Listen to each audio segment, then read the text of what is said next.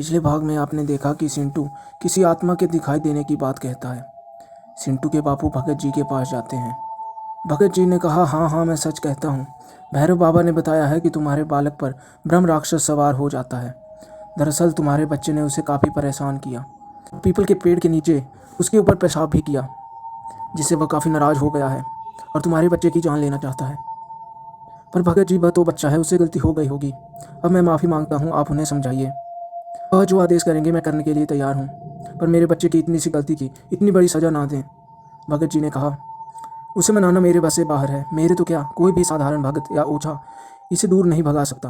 ब्रह्म राक्षस एक ताकतवर आत्मा होती है। यदि वह क्रोधित हो जाए तो परिणाम अच्छा नहीं होता। भगत जी की जब ऐसी बात सुनी तो सिंटू के पापा को अनहोनी की आशंका होती है और उनकी आंखों से आंसू निकलने लगे। बापू बोला, तो क्या भगत जी, उसे मनाने का या दूर करने का कोई उपाय नहीं है? भगत जी ने कहा, एक ही उपाय है, और वो उपाय है हनुमान जी। हनुमान जी? मैं समझा नहीं। भगत जी, पूरी बात बताइए। सिंटू के बापू कहते हैं, मैं सब कुछ करने के लिए तैयार हूँ, आप मुझे बताइए क्या करना होगा। आज बेचारे सिंटू के पापा की हालत काफ़ी दयनीय थी। मरता क्या ना करता वाली स्थिति आ गई थी। भगत जी ने कहा, आज के युग में 7 जीवी शक्तियों में हनुमान जी को भी माना गया है और उनके पास भगवान श्री राम की कृपा से अपार शक्तियाँ हैं। वे कलयुग के सबसे ताकतवर देव माने जाते हैं। उनसे सभी आसुरी शक्तियाँ भय खाती हैं। भूत पिशाच निकट नहीं आवे, सुना है ना आपने? तभी सिंटू के बापू कहते हैं, हाँ भगत जी, मैंने सुना है। तो तुम किसी ऐसे व्यक्ति को तलाशो जो हनुमान जी का भक्त हो, फिर बालाजी चले जाओ। तुम्हारा काम तभी संभव हो सकेगा। और हाँ, ज़्यादा समय नष्ट ना करना, वरना तुम समझ गए ना? मैं समझ गया, सब समझ गया। सिंटू के बापू भगत जी को नमस्कार कर अपने घर लौट आए और गांव में अपने शुभचिंतकों हनुमान भगत व्यक्ति के बारे में पूछने लगे।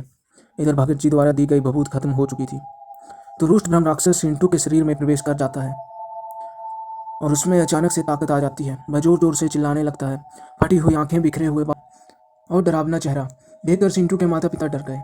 वह बोला, मैंने मना किया था मगर तू ना माना। तूने सारे घर और गांव में बता दिया और तू उस भगत के पास भी गया था। क्या कर लेगा वो भगत में? अब देखता हूँ तुम्हें कौन बचाएगा मेरे क्रोध से। सर्वनाश कर दूंगा। तुम सबकी बलि लेकर मैं और ताकतवर हो जाऊंगा, और ताकतवर। डरावनी आवाज़ सुनकर सिंटू के बापू घबराए और उन्होंने ब्रह्म राक्षस के पैर पकड़ते हुए कहा, हम पर दया करो महाराज, दया करो। माफ़ कर दो, मेरे बच्चे को माफ़ कर दो। बदतमीज को माफ़ कर दूं मैं? कभी नहीं। मैंने क्या बिगाड़ा था उसका? मैं तो सियार का रूप बदलकर नदी में पानी पीने ही जा रहा था, मगर इसने मुझ पर पत्थर बरसाए। मैं शांत रहा, बच्चा समझकर छोड़ दिया। मैंने भागकर अपना रूप बदला, सांप बन गया, मगर यह मुझे मारता मारता मेरे घर उस पीपल तक पहुंच गया। मैं फिर भी शांत रहा और बिल में छुप गया। प्यास से मेरा गला सूखा जा रहा था, गर्मी से मेरे प्राणों पर बनी आई, मगर इसे खेर सूझ रहा था। इसने फिर मेरे ऊपर पेशाब भी कर दिया, मेरे घर में मेरे ही ऊपर मुझे अपवित्र कर दिया। मैं इस गलती के लिए इसे कभी माफ़ नहीं करूँगा, इसकी जान लेकर ही रहूँगा। सिंटू के बापू उसके पाँव में गिर गए। उसने एक जोर से उसे ठोकर मारी और निकल गया। थोड़ी देर में सिंटू ज़मीन पर गिर गया और बोला, बापू मैं ज़मीन पर कैसे गिर गया? घर का माहौल काफ़ी डरावना था। सिंटू के माँ बाप की कुछ समझ में ना आ रहा था। हनुमान भक्तों को ढूंढे या इस ब्रह्म राक्षस को स्वयं मनाए, उसके द्वारा दी गई धमकी से उनका दिल बैठा जा रहा था। देखता हूँ कौन बचाएगा तुझे, यह शब्द उन दोनों के कानों में गूंजे जा रहा था।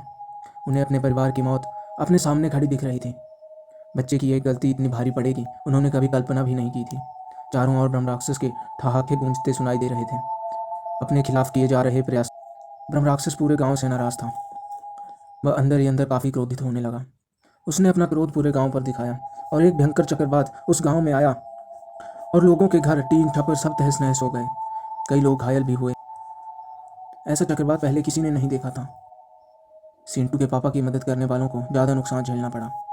उन्हें अपने घरों में एक डरावना साया घूमता दिखने लगा जो कहता था, देखूंगा कौन बचाएगा तुम्हें।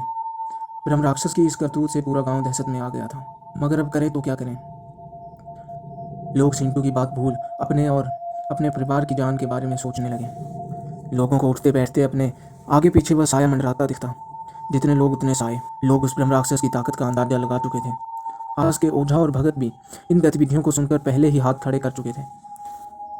एक दिन अचानक गांव में एक व्यक्ति के घर में एक रिश्तेदार का आना हुआ। आदर सत्कार करने के बाद जब उसने अपने रिश्तेदार के घर में एक अनजान भय सभी के चेहरों पर देखा तो उसने पूछा कि क्या बात है, कोई परेशानी है क्या? पहले तो घर के सभी लोग टालते रहे किंतु अपने डर को बहुत देर तक दिल में ना रख सके।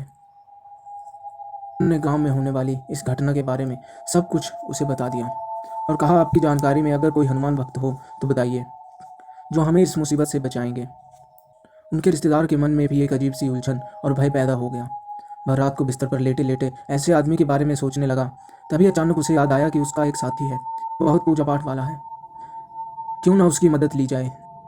लेकिन ब्रह्म राक्षस का भय भी अगले पल उसे डरा देता।